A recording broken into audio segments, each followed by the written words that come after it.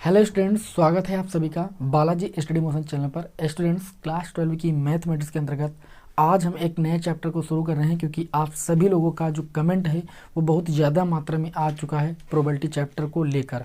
ठीक है कि सर प्रोबेबिलिटी चैप्टर को पढ़ा दिया जाए, क्योंकि प्रोबेबिलिटी चैप्टर में बहुत ज़्यादा दिक्कत होती है। तो मैं आप लोगों से बता दूं कि अगर आप इस पूरी क्लास को ध्यान से करते हो, ठीक है, और समझ लेते हो, तो प्रोबेबिलिटी चैप्टर आप सभी लोगों के लिए बहुत ज़्यादा आसान हो जाएगा। जब आप पूरी क्लास को नहीं करोगे तो कोई भी चीज़ है आपको समझ में नहीं आने वाली है। यहाँ पर इस चैप्टर को बहुत ही मैं इजी वे से पढ़ाने की कोशिश करूँगा, क्योंकि आप सभी लोगों को मेरी सारी क्लासें पसंद आती हैं। तो उम्मीद करता हूँ कि ये चैप्टर भी आप सभी लोगों को अच्छे तरीके से समझ में आए। तो हर एक बात यहाँ पर अच्छे तरीके से एक्सप्लेन करने की कोशिश करने वाला हूँ। पूरी क्लास को आप ध्यान से देखिएगा। उम्मीद है कि आप सभी लोगों को जो भी बातें यहाँ पर हम समझाएंगे वो सारी बातें आप सभी को समझ में आ जाएंगी। तो मैं आप लोगों को बता दूं, इस चैप्टर को पढ़ाने से पहले जो क्लास 11th में आपका प्रायिकता चैप्टर था उसकी कुछ बातें यहाँ पर पहले आपको रिकॉल कराएंगे हम। उसके बाद जो है हम आगे बढ़ेंगे, ठीक है, जिससे आप लोगों को कोई भी दिक्कत ना हो। तो चलिए, क्लास 11th में आप लोगों ने पढ़ा था प्रतिदर्श समष्टि। प्रतिदर्श समष्टि क्या होती है कि सभी संभावित परिणामों का समुच्चय। किसी यादृच्छिक परीक्षण में जो हमें आउटकम्स प्राप्त होते हैं, यानी जो हमें परिणाम प्राप्त होते हैं, जब उनको हम क्या करते हैं, एक समुच्चय के अंतर्गत लिख देते हैं, समुच्चय के अंदर लिख देते हैं, तो उसी को हम बोलते हैं प्रतिदर्श समष्टि। जैसे हम बात करें कि एक जैसे कोई सिक्का है, उसको हम उछालते हैं, तो सिक्के में दो तल होते हैं, हेड और टेल। तो उसको उछालेंगे तो या तो हमें आउटकम्स में हेड प्राप्त होगा या तो आउटकम्स में हमें टेल प्राप्त होगा। तो जो ये हमें आउटकम्स प्राप्त हुए हैं, यानी जो हमें परिणाम प्राप्त हुए हैं, इन परिणामों को अगर हम क्या कर दें, समुच्चय के अंदर लिख दें, ठीक है, तो इसी को हम बोलते हैं प्रतिदर्श समष्टि, जिसको इंग्लिश में बोलते हैं सैंपल स्पेस। इसलिए प्रतिदर्श समष्टि को हम किससे लिखते हैं, एस से लिखते हैं। एस बराबर हमने यहाँ पर क्या किया, जो हमारी क्या थी, घटना थी, जैसे हमने सिक्के को उछाला तो घटना के जो परिणाम है, कुल परिणाम है, उन परिणामों का जो हमने समुच्चय के अंदर लिख दिया, तो इसी को बोलते हैं प्रतिदर्श समष्टि। जैसे एक पासा है, एक पासे को उछाला जाता है, तो हमें कुल जो है परिणाम जो प्राप्त होंगे वो 6 प्राप्त होंगे। या तो 1 आएगा, या तो 2 आएगा, या तो 3 आएगा, या तो 4 आएगा, तो 5 आएगा, तो 6 आएंगे, क्योंकि ये तो उसमें 6 तल होते हैं, तो 6 परिणाम हमें प्राप्त होंगे, यानी 6 आउटकम्स प्राप्त होंगे। तो या तो 1 प्राप्त होगा, तो 2 प्राप्त होगा, तो 3 प्राप्त होगा, तो 4 प्राप्त होगा, तो 5 प्राप्त होगा, एक तो 6 प्राप्त होगा। तो इन परिणामों को यदि हम समुच्चय के अंतर्गत लिख देते हैं, तो इसी को हम बोलते हैं सैंपल स्पेस, यानी प्रतिदर्श समष्टि। तो ये बात आप सभी को समझ में आ गई होगी कि प्रतिदर्श समष्टि होती क्या है, सभी संभावित परिणामों का समुच्चय होती है। इसको मैंने इसलिए लिख दिया है, इसका आप स्क्रीनशॉट जरूर ले लीजिएगा, क्योंकि आप सभी यहाँ पर इन शब्दों को सुनोगे तो जब प्रश्न में आएगा तो आप लोग भूलने लगते हो, इसीलिए मैंने यहाँ पर इकट्ठा लिख दिया है। और एक एक बात को यहाँ पर अच्छे तरीके से हम एक्सप्लेन कर देंगे, आपको कोई दिक्कत नहीं होने वाली है। तो उम्मीद है कि प्रतिदर्श समष्टि तो आप सभी लोगों को समझ में आ ही गई होगी। अब बात करेंगे यहाँ पर प्रतिदर्श बिंदु, ये भी आप लोगों ने क्लास 11th में पढ़ा है। तो प्रतिदर्श बिंदु क्या होता है, प्रतिदर्श समष्टि के अवयव। ये प्रतिदर्श समष्टि है, इसके जो ये अवयव हैं इन्हीं को हम क्या बोलते हैं, प्रतिदर्श बिंदु बोलते हैं। फिर हम बात करें यहाँ पर घटना, जो घटना होती है वो प्रतिदर्श समष्टि का एक उप समुच्चय होती है। अभी एक एग्जांपल लेकर आपको हम समझाएंगे, पूरी बात समझ में आ जाएगी। जो प्रतिदर्श समष्टि होती है, ये घटना जो होती है प्रतिदर्श समष्टि का एक उप समुच्चय होती है। जैसे मान लीजिए, हम बता ही देते हैं यहाँ पर, मान लीजिए ये प्रतिदर्श समष्टि एस इक्वल टू आपको यहाँ पर दिया गया 1, 2, 3, 4, 5, 6, यानी एक पासे को जब उछालते हैं तो मैं कुल आउटकम्स, यानी जो हमें परिणाम प्राप्त होते हैं वो 6 परिणाम प्राप्त होते हैं। और इसी में जैसे हम एक घटना मान लें, क्या मान लें, एक इवेंट मान लें, ई इक्वल टू हम मान लें कि एक पासे को उछाले जाने पर 3 से बड़ा अंक आने की प्रायिकता, याद कीजिए घटना जो है हमारी वो 3 से बड़ा अंक आने की प्रायिकता, बड़ा अंक आने की प्रायिकता, आने की प्रायिकता। तो आप सभी को पता है, अगर घटना आपकी बोली जाए 3 से बड़ा अंक आने की प्रायिकता, तो 3 से बड़ा अंक आने की जो स्थिति है यहाँ पर वो है 4, 5, 6, यानी तो 4 आएगा, तो 5 आएगा, तो 6 आएगा। यानी यहाँ पर जो इवेंट में हमें जो परिणाम प्राप्त होंगे, तो 4 प्राप्त होगा, तो 5 प्राप्त होगा, तो 6 प्राप्त होगा, क्योंकि इस हमारी जो घटना में बताया जा रहा है स्थिति 3 से बड़ा अंक आने की प्रायिकता, याद कीजिए। तो 3 से बड़ा अंक आने में या तो 4 आएगा, तो 5 आएगा, तो 6 आएगा। तो कुल स्थितियां कितनी हुई यहाँ पर आपकी, ये जो घटना की वो 3 हुई, लेकिन जो अनुकूल स्थितियां वो कितनी, 6 हैं। क्लास 10th में ही आप लोगों ने प्रायिकता का सूत्र पढ़ा है कि किसी घटना के घटित होने की जो प्रायिकता होती है वो अनुकूल परिणाम बटे कुल परिणाम होता है। क्या होता है? अनुकूल परिणाम बटे कुल परिणाम। तो जैसे हमें इस घटना के घटित होने की प्रायिकता निकालना है, यानी प्रोबेबिलिटी ऑफ ई, यानी हमें इस घटना के घटित होने की प्रोबेबिलिटी निकालनी है, तो किसी घटना के घटित होने की जो प्रायिकता होती है उसका सूत्र होता है अनुकूल परिणाम। अनुकूल परिणाम आपके ये होते हैं, ठीक है, इसके कंडीशन के अकॉर्डिंग, यानी कितने परिणाम आपको मिल रहे हैं, यहाँ पर 3 मिल रहे हैं, तो अनुकूल परिणाम आपका हो गया 3, और बटे में कुल परिणाम। अगर कुल परिणाम की बात करें तो 1 2 3 4 5 6, कुल परिणाम कितने हैं? 6, तो बटे में लिखेंगे 6। इसको हल करेंगे तो हमें मिल जाएगा 1/2। बात समझ में आई? तो इस तरीके से हम किसी भी घटना के घटित होने की प्रोबेबिलिटी निकालते हैं। ये चीज़ आप सभी लोगों को पता भी रही होगी पहले से। इतनी बात आप सभी को क्लियर हो गई होगी, मैं आशा करता हूँ, ठीक है। तो यहाँ पर मैंने घटना भी बता दिया। तो घटना क्या होती है? प्रतिदर्श समष्टि का एक उपसमुच्चय होता है। हाँ, और एक बात यहाँ पर इम्पोर्टेंट है, उसको भी मैं यहाँ पर बता देता हूँ कि जो आपकी अनिश्चित घटना होती है, या हम बोल सकते हैं जो असंभव घटना होती है, असंभव घटना की जो प्रायिकता होती है, हमेशा याद रखना कितनी होती है? 0 होती है। कोई भी घटना जैसे असंभव है, असंभव घटना का मतलब मैंने यहाँ पर लिखा है, आप देखिए, असंभव घटना का मतलब होता है जैसे कोई रिक्त समुच्चय। जैसे मान लीजिए यहाँ पर एक पासे को उछाला जाता है, तो हमें पता है कि या तो 1 प्राप्त हो गया, तो 2 प्राप्त हो गया, तो 3 प्राप्त हो गया, तो 4 प्राप्त हो गया, तो 5 प्राप्त हो गया, तो 6 प्राप्त होगा। 6 आउटकम्स प्राप्त होंगे। लेकिन अगर इसी में अभी बोल दिया जाए कि 6 से बड़ा अंक आने की प्रायिकता याद कीजिए, तो भैया 6 से बड़ा अंक आ ही नहीं सकता, क्योंकि पासे में 6 से बड़ा अंक है ही नहीं। तो ये जो घटना हो जाएगी, कैसी घटना हो जाएगी? असंभव घटना हो जाएगी। यानी यहाँ पर एक रिक्त समुच्चय आपको मिल जाएगा, ठीक है। तो हम बोल सकते हैं कि जो असंभव घटना होती है, असंभव घटना के घटित होने की जो प्रोबेबिलिटी होती है, यानी जो प्रायिकता होती है, वो आपकी 0 होती है। और किसी भी घटना के घटित होने की प्रायिकता का मान 1 से बड़ा नहीं होगा, 1 से छोटा ही होगा। 1/2 आप देख सकते हैं यहाँ पर, 1 से छोटा ही है। तो किसी भी घटना के घटित होने की प्रायिकता का मान सदैव 1 से छोटा होता है, और मतलब जो है 1 से बड़ा नहीं होता है। और एक बात याद रखिएगा, किसी भी घटना के घटित होने का जो मान होता है वो 1 से कम होता है, और 0 से क्या होता है भाई? 0 से मतलब देखा जाए तो 0 से कम नहीं होता है, ठीक है, 0 से ज़्यादा ही होता है, और 1 से कम होता है। 0 और 1 के बीच में जो है किसी भी घटना के घटित होने का मान प्राप्त होता है। किसी भी घटना के घटित होने की जो प्रोबेबिलिटी होती है वो 0 और 1 के बीच में होती है। ये चीज़ याद रखिएगा, 1 से बड़ी किसी भी घटना के घटित होने की प्रायिकता नहीं होती। ये आप सभी लोगों ने पढ़ा है। तो चलिए अब यहाँ पर हम बात करें आगे। इतनी बात तो आप सभी को समझ में आ ही गई है, मैंने क्वेश्चन भी एक बता दिया यहाँ पर। अब हम बात करेंगे दो घटनाओं ए व बी के लिए प्रायिकता का योग का नियम। क्लास 11th में पढ़ा है, इसका सूत्र यहाँ पर मैं पहले आप लोगों को बताऊंगा।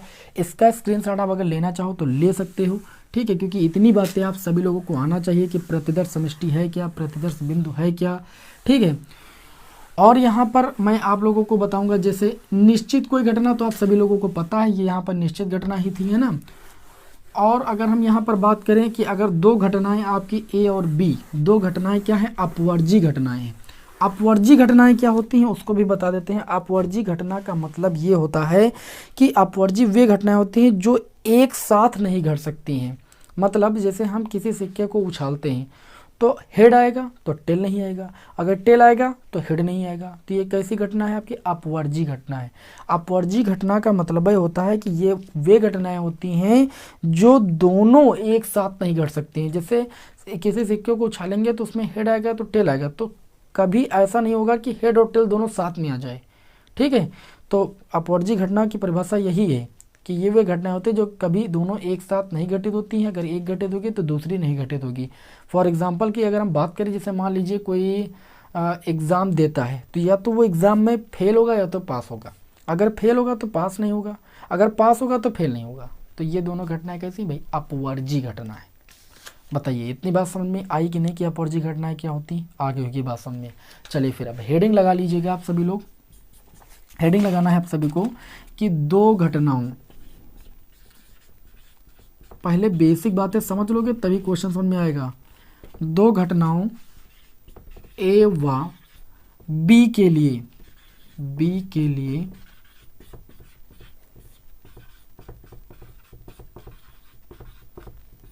प्रायिकता का योग का नियम। किसका नियम भाई? का योग का नियम। अब योग का नियम क्या है भाई? योग के नियम में ये सूत्र है कि probability of A intersection B, probability of A intersection B, probability of A union B plus probability of A intersection B equal to probability of A, ठीक है, प्लस प्रोबेबिलिटी ऑफ बी। थोड़ा ध्यान मेरा अलग हो गया था यहाँ पर। ये देखिए, दो घटनाओं ए व बी के लिए प्रायिकता का योग का नियम जो है वो probability of A union B plus probability of A intersection B equal to probability of A plus probability of B. ये जो है वो दो घटनाओं ए व बी के लिए प्रायिकता के योग का नियम है। लेकिन यहाँ पर कंडीशन है कि यदि ए व बी दोनों क्या हो भाई? अपवर्जी घटनाएं हों, दोनों अपवर्जी घटनाएं हों। तो क्लास 11th में आप सभी लोगों ने पढ़ा होगा अपवर्जी घटनाएं हों। अगर ए व बी दो अपवर्जी घटनाएं होंगी तो जो ए इंटरसेक्शन बी की प्रायिकता होगी, ए इंटरसेक्शन बी की प्रायिकता होगी वो कितनी होगी भाई? 0 होगी। ठीक है, यदि ए व बी दो अपवर्जी घटनाएं होंगी तो probability of A intersection B जो होता है वो 0 के बराबर होता है, यानी एक रिक्त समुच्चय होता है। तो जब ये मान यहाँ पर रख देंगे तब आपको यहाँ से मिल जाएगा पी ए यूनियन बी। यहाँ पर आप 0 रखोगे तो आपको मिल जाएगा probability of A plus probability of B. एक क्वेश्चन अभी लेंगे यहाँ पर आपको पूरी बात समझ में आ जाएगी। ठीक है, तो दो घटनाओं ए व बी के लिए प्रायिकता के योग के नियम को आप सभी लोगों ने क्लास 11th में पढ़ा है। लेकिन ए और बी अगर दोनों अपवर्जी घटनाएं होती हैं तो प्रोबेबिलिटी ए इंटरसेक्शन बी का मान किसके बराबर होता है? Probability of A intersection B का मान होता है 0 के बराबर। और जब probability of A intersection B का मान 0 के बराबर रख देंगे तो हमें मिल जाएगा प्रोबेबिलिटी ऑफ या A union B, probability of A union B equal to probability of A plus probability of B. तो इस सूत्र को आप सभी लोग यहाँ पर क्या करोगे भाई? याद रखोगे। ठीक है, चलिए फिलहाल अब आप हम आगे बढ़ेंगे और यहाँ पर आप लोगों को हम बताएंगे। अब यहाँ से जो बातें स्टार्ट हो रही हैं वो बहुत ही इंपॉर्टेंट बातें आपकी स्टार्ट हो रही हैं। यहाँ से हम बात करेंगे सह प्रतिबंध प्रायिकता की। ठीक है, अब बात करें तो ये जितनी भी बातें थी सभी आप लोगों ने क्लास 11th में पढ़ी हुई हैं। ठीक है, सूत्र को याद रखिएगा, इसका यूज बहुत होगा अभी पहली ही प्रश्नावली में। तो चलिए अब यहाँ पर हम जान लेते हैं, क्या जान लेते हैं भाई? सह प्रतिबंध प्रायिकता। सह प्रतिबंध प्रायिकता, अगली हेडिंग है सह प्रतिबंध प्रायिकता। सह प्रतिबंध प्रायिकता ये आपकी अगली हेडिंग होगी। ठीक है, तो अगर हम बात करें यदि किसी यादृच्छिक परीक्षण के प्रतिदर्श समष्टि की दो घटनाएं, कोई यादृच्छिक परीक्षण ले लें, उसके प्रतिदर्श समष्टि की दो घटनाएं ई व एफ हों और उसमें से एफ जो घटना हो वो पहले से ही घटित हो चुकी हो, तो घटना ई के घटित होने की जो प्रायिकता होती है वो आपकी प्रतिदर्श समष्टि प्रायिकता कहलाती है। चलिए इसको यहाँ पर हम लिख देते हैं और इसको अच्छे तरीके से समझा देते हैं। और प्रतिदर्श समष्टि प्रायिकता को हम PE/F से प्रदर्शित करते हैं, जहां F घटना जो होती है वो पहले से घटित हो चुकी होती है। तो यहाँ पर लिखेंगे कि यदि किसी, इसको भी आपको लिख लेना है, यदि किसी यादृच्छिक परीक्षण के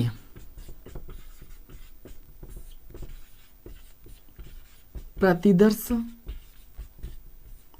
यदि किसी यादृच्छिक परीक्षण के प्रतिदर्श समष्टि, हमने कहा था अभी आपको कि प्रतिदर्श समष्टि को हम किससे प्रदर्शित करते हैं? S। तो प्रतिदर्श समष्टि की दो घटनाएं,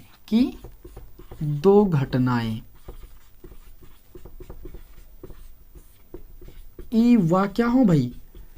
F हो, जिसमें से F घटना क्या हो? पहले से घटित हो चुकी हो, जिसमें F घटना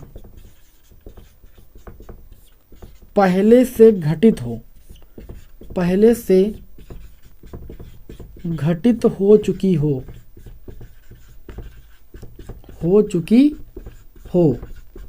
तो घटना ई के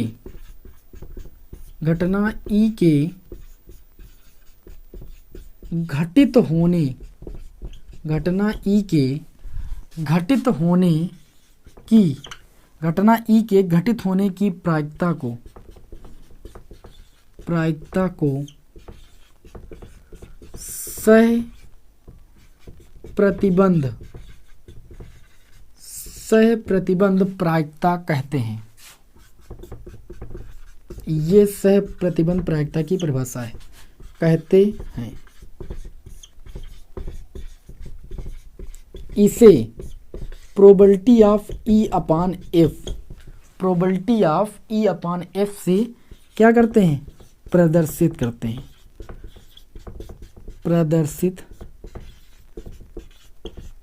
हैं। उम्मीद है कि आप सभी लोगों को ये सह प्रतिबंध प्रायिकता की परिभाषा समझ में आई होगी। ये भी नहीं समझ में आई होगी तो भी समझ में आ जाएगी। इसे हम probability of E upon F से प्रदर्शित करते हैं, जहां पर जो एफ घटना होती है वो क्या होती है? घटित हो चुकी होती है।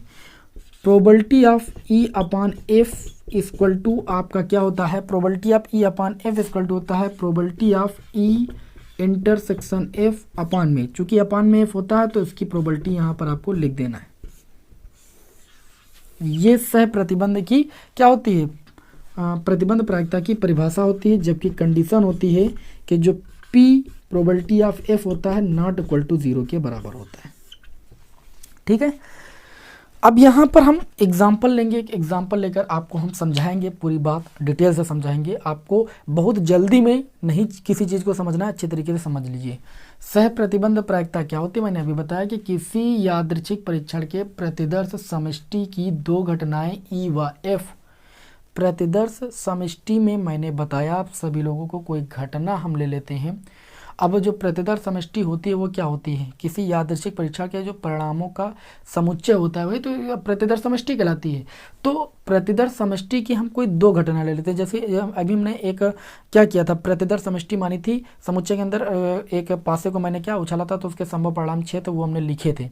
तो मैंने एक घटना ई मानी थी कि 3 से बड़ा अंक आने की प्रायिकता। अब यहाँ पर आपको उसी ऐसे कोई प्रतिदर्श समष्टि दे दी जाए। जैसे मान लीजिए कि 3 सिक्कों को एक साथ उछाल दिया जाए, ठीक है, तो 3 सिक्कों को उछालने पर जो आपके कुल परिणाम होंगे उनको जब हम समुच्चय के अंतर्गत लिखेंगे तो प्रतिदर्श समष्टि हो जाएगी। अब उसमें से 2 आपकी घटनाएं मान ली जाएं। अभी जैसे यहाँ पर हम मानेंगे कि चीटा है, पटा है, ठीक है, तो 2 घटनाएं मान लीजिए जिसमें से एफ घटना जो हो वो पहले से घटित हो चुकी हो, तो हमें ई घटना के घटित होने की प्रायिकता निकालनी होगी। तो हम इस सूत्र से निकालेंगे। ठीक, कैसे निकालेंगे अभी आप यहाँ पर एक क्वेश्चन के माध्यम से अच्छी तरीके से समझने वाले हो। तो चलिए हम आपको बताते हैं। सबसे पहले इसको नोट डाउन कर लीजिए और याद कर लीजिए कि P probability of E upon F equal to probability of E intersection F upon में प्रोबेबिलिटी ऑफ एफ, जहाँ एफ घटना जो है वो पहले से घटित हो चुकी है। ठीक है, चलिए अब एक क्वेश्चन लेते हैं और आप लोगों को हम अच्छी तरीके से यहाँ पर समझा देते हैं, ठीक है, कि इसका क्या मीन्स है। एक एक बात को समझाना बहुत जरूरी है, अदरवाइज प्रोबेबिलिटी चैप्टर आपको समझ में नहीं आने वाला है। तो जैसे यहाँ पर हम मान लेते हैं एक उदाहरण के तौर पर, जैसे समझिएगा, जैसे 3 सिक्कों को एक साथ उछालने पर, 3 सिक्कों को एक साथ उछालने पर, 3 सिक्कों को एक साथ उछालने पर जो प्रतिदर्श समष्टि है, यानी जो सैंपल स्पेस है, वो क्या प्राप्त होंगे आप ही ध्यान दीजिएगा। मान लीजिए तीनों पर हेड हेड प्राप्त होता है, ठीक है, हेड हेड टेल प्राप्त होता है। मान लीजिए पहले 2 पर हेड हेड प्राप्त होता है, दूसरे पर टेल प्राप्त होता है, तीसरे पर मान लीजिए आपको हेड टेल हेड प्राप्त होता है। ये लिखना कैसे, देखिए हेड हेड आया दोनों पर, टेल को आप यहाँ बीच में ले, अब इस टेल को उठा के यहाँ पर ले आइए, तो हो गया टेल हेड हेड, 4 स्थितियाँ मिल गई। अब देखिए भाई, अब आप इसको ऐसे भी मान सकते हो, देखिए हेड हेड टेल हो गया। अब आप इसको टेल टेल हेड भी आ सकता है, ठीक है, या आप टेल हेड टेल भी ला सकते हो, ठीक है, या मान लीजिए आपका हो गया हेड टेल टेल हो गया, या तीनों पर टेल टेल टेल प्राप्त हो गया। कुल मिला के आपको 1 2 3 4 5 6 7 8 परिणाम प्राप्त हो गए। ठीक है, इन परिणामों को हमने समुच्चय के अंदर लिख दिया, तो ये प्रतिदर्श समष्टि हो गई। अब इन्हीं प्रतिदर्श समष्टि में हम दो घटनाएं ई व एफ मान लेते हैं। माना जो घटना ई है, इस घटना को हम ये मान लेते हैं, क्या मान लेते हैं कि न्यूनतम 2 चिटताएं। मान लीजिए हम घटना मान लेते हैं कि न्यूनतम 2 चित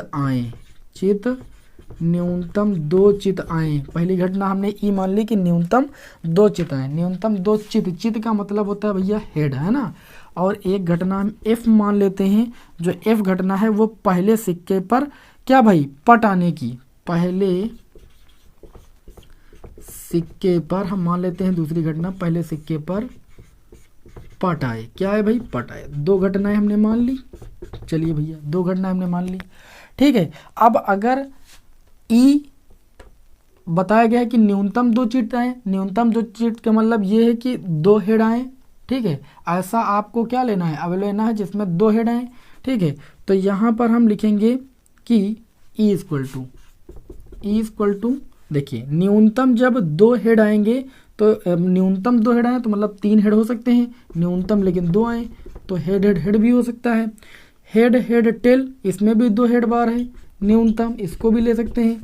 यहाँ पर देखिए हेड टेल हेड है, हेड टेल हेड, यहाँ पर भी न्यूनतम क्या है 2 बार हेड है।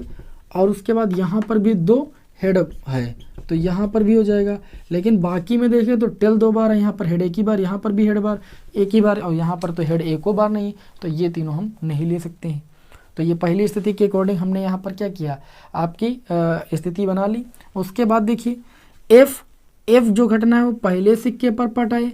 अब पहले सिक्के पर पट आए तो एफ इक्वल टू आपको क्या मिलेंगे, देखिए प्रतिदर्श सैंपल स्पेस में पट आए, पट का मतलब होता है टेल, और इन्होंने बताया कि पहले सिक्के पर पट आए। अब यहाँ पर ये पहला सिक्का है, ये पहला सिक्का। ठीक है, तो यहाँ पर देखिए पहले सिक्के में यहाँ पर पट आ रहा है टेल, हेड में आ रहा है, यहाँ पर भी आ रहा है टेल हेड में भी आ रहा है ना, और यहाँ पर भी आ रहा है टेल हेड टेल, यहाँ पर भी आ रहा है, और यहाँ पर भी आ रहा है टेल, यानी 4 स्थितियाँ यहाँ पर भी बनी।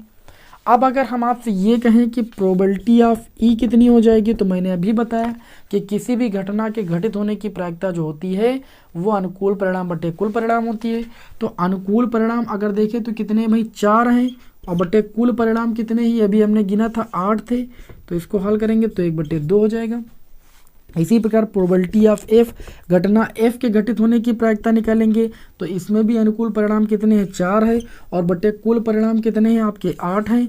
इसको हम काटेंगे तो 1/2 यहाँ से भी मिल जाएगा। बताइए मिल जाएगा कि नहीं मिल जाएगा। और देखिए अभी आपको यहाँ पर निकालना क्या है, आपकी 2 घटनाएं यहाँ पर घटित हो रही हैं तो आपको यहाँ पर प्रतिदर्श समष्टि निकालना है। तो मैंने अभी प्रतिदर्श समष्टि का फॉर्मूला बताया था कि PE/F इक्वल टू क्या होता है, मैंने अभी आपको सूत्र बताया था PE/F इक्वल टू होता है PE इंटरसेक्शन F अपान में प्रोबेबिलिटी ऑफ F, यही तो सूत्र मैंने बताया था। तो इसको निकालने के लिए हमने प्रोबेबिलिटी ऑफ F का मान निकाल लिया। ठीक है, और प्रोबेबिलिटी ऑफ ई का मान हमने निकाल लिया, जिसकी यहाँ पर अभी आवश्यकता नहीं है। हमें यहाँ पर निकालना ये है कि probability of E upon F का मान। तो पहले हमें प्रोबेबिलिटी ई इंटरसेक्शन एफ का मान निकालना पड़ेगा।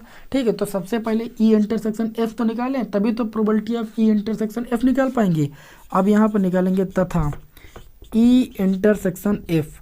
तो ई और इफ में इंटरसेक्शन का मतलब होता है जो कॉमन मिले, तो कॉमन यहाँ पर क्या मिल रहा है आप देखिए भाई, हेड यहाँ पर देखिए क्या मिल रहा है, यहाँ पर आपको एक चीज़ मिलेगा, क्या मिलेगा भाई, यहाँ पर आपको मिल जाएगा टेल हेड। देखो टेल हेड इसमें भी है और इसमें भी टेल हेड है, यानी ये चीज़ आपके क्या है भाई कॉमन है। तो यहाँ पर आपको मिल जाएगा, क्या मिल जाएगा, टेल हेड, यानी एक स्थिति मिली। तो हम अगर इसकी प्रोबेबिलिटी निकालेंगे, probability of E intersection F, तो मैंने अभी सूत्र बताया अनुकूल परिणाम बटे कुल परिणाम। तो ई इंटरसेक्शन एफ का अनुकूल परिणाम 1 है और कुल परिणाम कितने भाई 8 हैं। तो इसकी जो प्रोबेबिलिटी हो जाएगी, probability of E intersection F वो 1/8 हो जाएगी। अब हमें यहाँ पर क्या निकालना है, हमें तो प्रतिदर्श समष्टि ई अपान एफ निकालना है, जहाँ पर एफ जो घटना है वो पहले से घटित है। तो यहाँ पर निकालेंगे हम क्या भाई, प्रतिदर्श समष्टि, प्रतिदर्श समष्टि प्रायिकता की प्रोबेबिलिटी है ना। तो इस पी ई अपान एफ से प्रदर्शित करते हैं, मैंने अभी बताया। तो probability E upon F equal to आपका हो जाएगा probability of E intersection of F. तो ई इंटरसेक्शन ऑफ एफ की प्रोबेबिलिटी कितनी है, 1/8 है, अपान में प्रोबेबिलिटी ऑफ एफ। तो प्रोबेबिलिटी ऑफ एफ की वैल्यू कितनी, 1/2। तो 1/2 रख देंगे, ठीक। तो ये 2 से इसको काटेंगे तो ये 4 हो जाएगा, यानी 1/4 प्रतिदर्श समष्टि कितनी आ जाएगी, 1/4। इस सवाल को मैंने बहुत ही आराम से बताया है। अगर अब भी आपको समझ में नहीं आया है तो फिर मान लीजिए आपको बहुत दिक्कत होने वाली, दोबारा आप वीडियो को फिर रिकॉल कीजिए। मैंने क्या किया है, एक घटना मानी, हमने इसके परिणामों को क्या किया, हमने सैंपल स्पेस बनाने के लिए समुच्चय के अंदर लिखा, सैंपल स्पेस में लिया, सैंपल स्पेस से मैंने क्या किया, 2 घटनाएं मानी, ठीक है। मैंने अभी ये तो प्रतिदर्श समष्टि में बताया कि 2 घटनाएं ई व एफ हैं, जिसमें एफ घटना पहले से घटित हो चुकी है। तो घटना ई के घटित होने की प्रोबेबिलिटी निकालेंगे, तो उसी को हम क्या बोलते हैं, प्रतिदर्श समष्टि बोलते हैं, प्रतिदर्श समष्टि। तो प्रतिदर्श समष्टि को हम P E intersection P E upon, यानी probability of E upon F equal to P E intersection F upon में पी प्रोबेबिलिटी ऑफ एफ, इसी से तो लिखते हैं। तो ये सूत्र होता है। तो इस सूत्र हमको ये निकालना है अगर, तो पहले हमको इंटरसेक्शन ई इंटरसेक्शन एफ की प्रोबेबिलिटी पता होनी चाहिए और एफ की प्रोबेबिलिटी पता होनी चाहिए। तो सबसे पहले हमको एफ जो आपकी स्थिति दी थी इसके अकॉर्डिंग मैंने इसकी प्रोबेबिलिटी निकाली, और उसके बाद प्रोबेबिलिटी ऑफ ई की वैल्यू निकाली, फिर मैंने probability of E intersection F की वैल्यू निकाली, सारी वैल्यू यहाँ पर रख दिया। तो हमें प्रोबेबिलिटी ई अपान एफ की वैल्यू पता चल गई, जहाँ पर एफ घटना पहले से ही घटित है, ठीक है ना। तो उम्मीद करता हूं कि ये चीज़ आप सभी लोगों को अच्छी तरीके से समझ में आ गई होगी। अब चलिए हम बढ़ते हैं थोड़ा प्रश्नावली के क्वेश्चनों की ओर, जिससे आप सभी लोगों को ये अच्छी तरीके से समझ में आ जाए। चलिए देखते हैं भाई।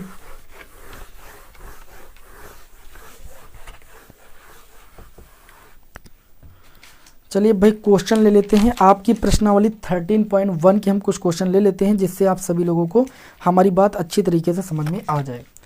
तो ये आपकी एक्सरसाइज है 13.1, है ना। देखिए इसमें जो पहला सवाल दिया हुआ है वो लिखा है कि यदि ई और एफ इस प्रकार की घटनाएं हैं कि पी ई की वैल्यू दे रखी है, पी ई की वैल्यू कितनी दे रखी है, 0.6, कितनी दे रखी है, 0.6, और पी एफ की वैल्यू आपको दे रखी है, यानी प्रोबेबिलिटी ऑफ एफ, घटना एफ के घटित होने की जो प्रोबेबिलिटी है, प्रायिकता है, वो आपकी 0.3 है, और पी ई इंटरसेक्शन एफ की वैल्यू आपको दे रखी है, वो कितनी दे रखी है, 0.2। तो आपको वैल्यू निकालना है प्रतिदर्श समष्टि, यानी पी ई अपान एफ की वैल्यू ज्ञात करनी है ना। पी ई अपान एफ की वैल्यू आपको ज्ञात करनी है, पी एफ अपान ई की वैल्यू आपको ज्ञात करनी है, ठीक है। तो चलिए ये देखिए क्वेश्चन कितनी आसान तरीके से हम आपको यहाँ पर बताने वाले हैं। हमने अभी बताया कि ये प्रतिदर्श समष्टि है, तो प्रतिदर्श समष्टि पी ई अपान एफ, यानी probability of E upon F, जहाँ पर एफ घटना पहले से घटित हो चुकी है, इसका सूत्र बताया P intersection F, E intersection F की प्रायिकता बटे में प्रोबेबिलिटी ऑफ एफ, घटना एफ के घटित होने की प्रायिकता। तो P E upon F equal to, देखिए भाई यहाँ पर पी ई इंटरसेक्शन एफ की वैल्यू आपको दे रखी है 0.2, वो रख लिया मैंने।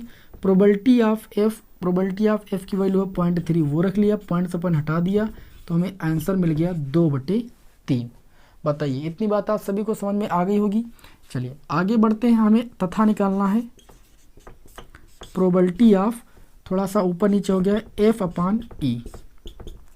तो प्रोबेबिलिटी ऑफ एफ अपान ई की वैल्यू अगर निकालना है तो यही सूत्र लगाएंगे, पी, ठीक है। यहाँ पर ई इंटरसेक्शन एफ था, क्योंकि यहाँ पर ई अपान एफ था, अब यहाँ पर एफ अपान ई है, तो ये आपका हो जाएगा एफ इंटरसेक्शन ई, और बटे में ये कितना हो जाएगा, प्रोबेबिलिटी ऑफ ई, क्योंकि बटे में ई है, यहाँ पर एफ था तो प्रोबेबिलिटी ऑफ एफ लिखे थे, तो हो जाएगा P F upon E equal to F intersection E जो होता है वो ई इंटरसेक्शन एफ आपस में बराबर होगा। ठीक है, तो यहाँ पर आप लिख सकते हो कि चूंकि probability of E intersection F निकालो या प्रोबेबिलिटी ऑफ एफ इंटरसेक्शन ई निकालो, ये दोनों चीज़ें आपस में क्या होती है भाई, बराबर होती हैं। इसलिए इसके स्थान पर वही वैल्यू रखेंगे, 0.2 है ना, 0.2 है। और अपान में प्रोबेबिलिटी ऑफ ई, तो प्रोबेबिलिटी ऑफ ई की वैल्यू कितनी भाई, 0.6 होती है। इस पॉइंट से इस पॉइंट को हटा देंगे, ये 2/6 हो जाएगा। इसको काटेंगे तो 1 कितना आ जाएगा, 3। तो इस प्रकार प्रोबेबिलिटी ऑफ एफ अपान ए की वैल्यू कितनी हो जाएगी, 1/3। और probability of E upon F की वैल्यू कितनी हो जाएगी, 2/3। ठीक, बताइए भाई, पहला क्वेश्चन आप सभी को अच्छी तरीके से समझ में आया कि नहीं आया। अब उम्मीद करता हूँ कि प्रायिकता आप सभी लोगों को समझ में आ रही होगी और समझ में आएगी। इसका स्क्रीनशॉट लीजिए, फिर बढ़ते हैं अगले क्वेश्चन नंबर 2 की ओर, है ना।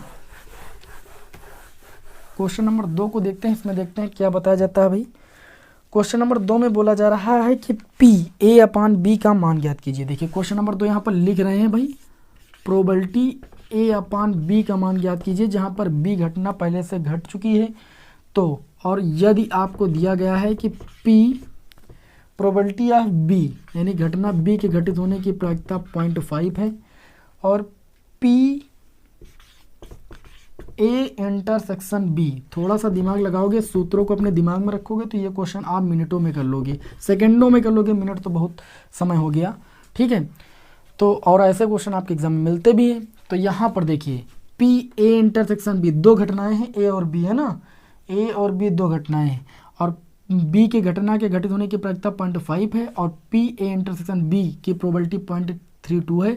आपको पी ए अपान बी का मान निकालना। तो आप जानते हो प्रतिदर्श समष्टि पी ए अपान बी बराबर होता क्या, पहले उसको लिख लेते हैं। पी ए इंटरसेक्शन बी हो जाएगा, ए अपान बी है, और अपान में पी बी यानी प्रोबेबिलिटी ऑफ बी, घटना बी के घटित होने की प्रायिकता पता है हमको, इसकी भी वैल्यू पता है, रख देंगे 0.32 अपान में प्रोबेबिलिटी ऑफ बी कितनी है आपकी 0.5, वो रख देंगे। ये पॉइंट से पॉइंट हटाएंगे तो यहाँ पर एक 0 बढ़ जाएगा, ये 16 हो जाएगा, ये भाई 25 हो जाएगा। आंसर आपका आ जाएगा 16/25। आ रही है बात समझ में। चलिए पढ़ते हैं अगले क्वेश्चन नंबर 3 की ओर।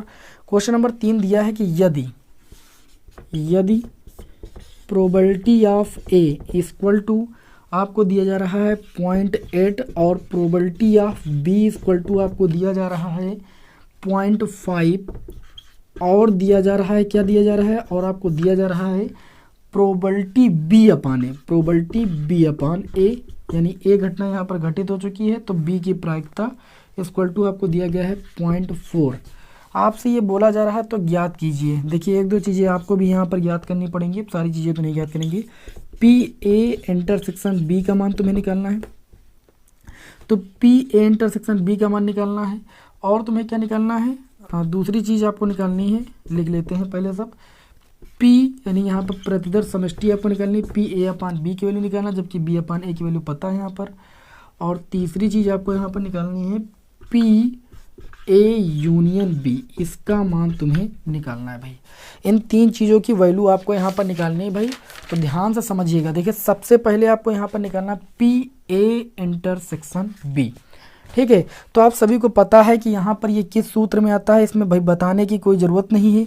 आप सभी लोगों को देखिए यहाँ पर अगर पी ए इंटरसेक्शन बी निकालना है तो सूत्र आप सभी लोगों ने पढ़ा है कि पी, अगर यहाँ पर हम बी अपान ए लिख दें तो ये हमारा सूत्र बन जाएगा पी, यहाँ पर चाहे बी इंटरसेक्शन ए लिखे चाहे ए इंटरसेक्शन बी लिखे, बात दोनों की सेम ही है, और बटे में हम क्या लिख दें प्रोबेबिलिटी ऑफ ए।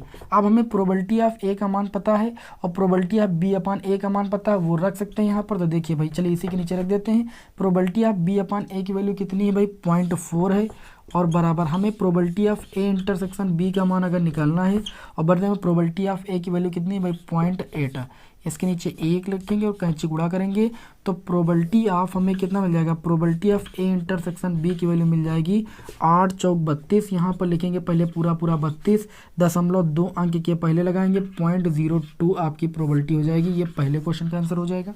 क्लियर इतनी बात।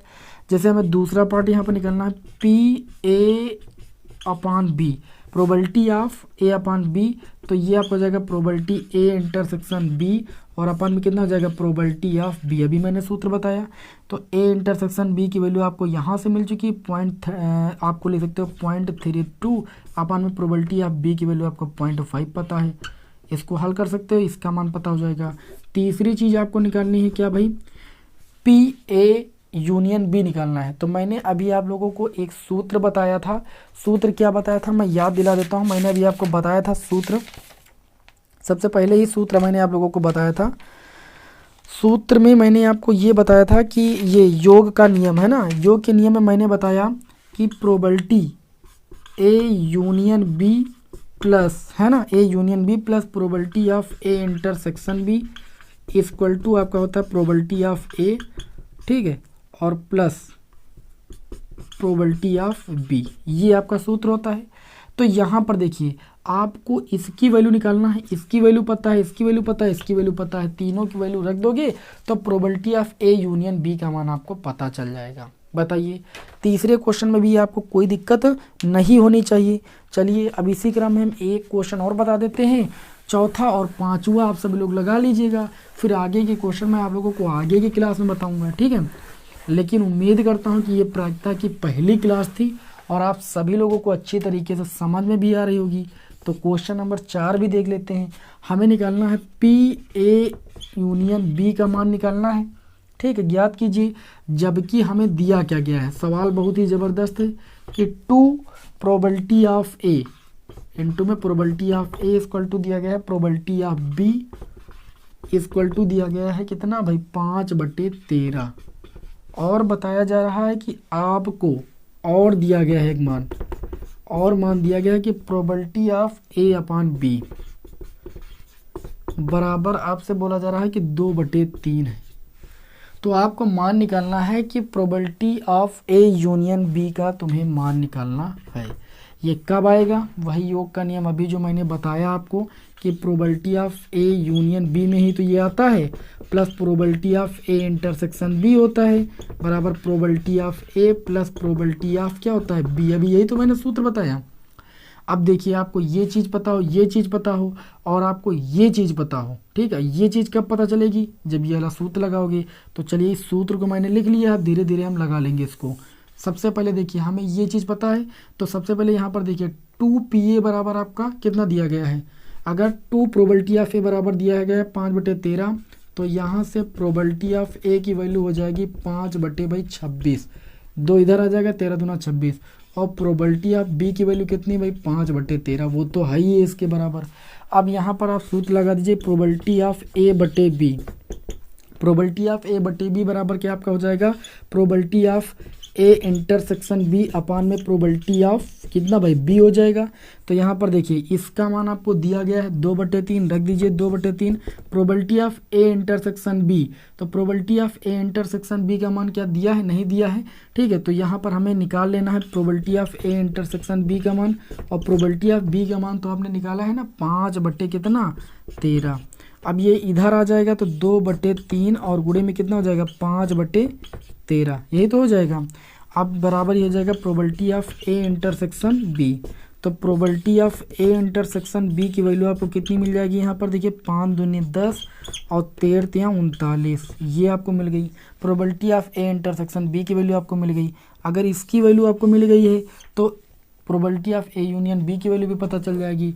अब आप इस सूत्र में रख देंगे तो probability of A union B का अगर मान तुम्हें निकालना है plus probability of A intersection B जिसका मान कितना 10/39 रख दिया बराबर प्रोबेबिलिटी ऑफ ए, तो प्रोबेबिलिटी ऑफ ए की वैल्यू है 5/26 और प्लस प्रोबेबिलिटी ऑफ बी की वैल्यू है 5/13।